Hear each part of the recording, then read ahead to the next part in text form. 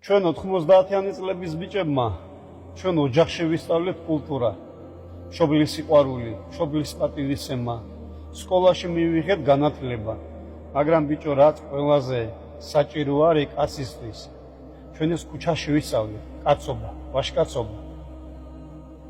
მე ჩემ პატარა ძმებთან ერთად ქუჩაში რო გავდიოდი, მაშინდელი ჩემი მეზობლები, ახალგაზრდა ბიჭები, 30-ს გადაცილებული ბიჭები, მაშინაც ეწეოდნენ ბიჭო სიგარეტსაც და მოსაწევსაც, მაგრამ ჩვენ რო გავდიოდით ბიჭო ქუჩაში, რო დაგვინახავდნენ, აბა რომელიმეს მოეწია, აბა რომელიმეს ცუდი სიტყვა ეთქვა, ერთმანეს აძლევდნენ ბიჭო შენიშვნას, პატარები მოდიანო და მოდი ცუდ მაგალითს მივცემთო.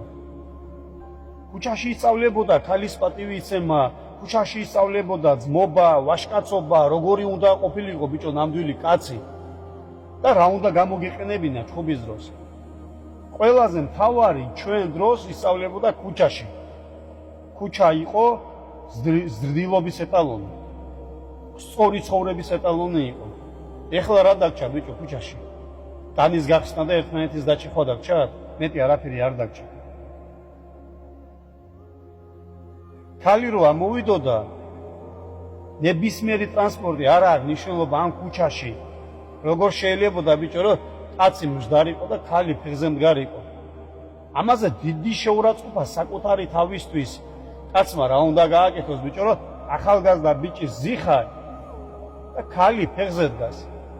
გადაიხადე არა ის ორი კაპიკი შენი ბილეთის ფული და შენ გონია რომ შენია ის ადგილი? ბიჭო შენ კაცი მაშინ იქნები როცა იმ ფულს არ მიაქცევ ყურადღებას ბიჭო იმ ორ კაპიკს. თავარი არის ბიჭო შენი კაცობა არ დაკარგო. ადექი ძმაო, ადექი. დაუთმე ის ადგილი, ის ქალი არის. ის სუსტის ხესის წარმომადგენელი არის და დაუთმე იმას ის ადგილი. კაცი ხარ და დადექი ბიჭო ფეხზე.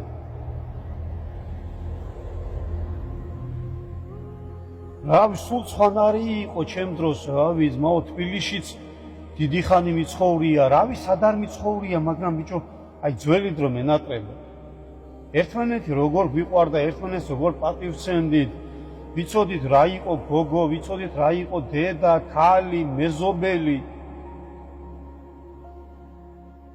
ჩემი ასაკის ბიჭები გამიგებენ და ვიცი რომ ესმით ჩემი ასაკის ბიჭებს მე რასაც ვიძახი. ოდა ცუდია ახალი თაობის ბავშვებს ეს რო არ ესმით.